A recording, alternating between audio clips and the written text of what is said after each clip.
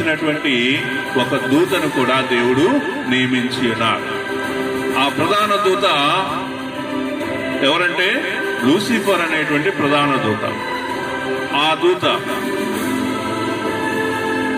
దూత ఏం చేస్తున్నాడంటే తన యొక్క అందాన్ని, తన యొక్క గొప్పతనాన్ని, తన యొక్క తేజస్సుని చూస్తూ సంతోషిస్తూ ఉన్నాడు.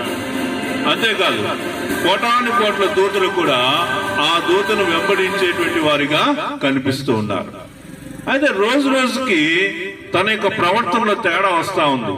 దేవునికి రావాల్సినటువంటి మహిమను దేవునికి రాకుండా తను అనుభవించేటువంటి స్థితిలోకి వస్తూ ఉన్నాడు.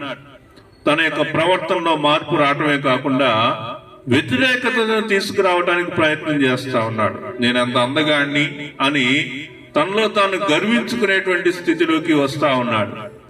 కాబట్టి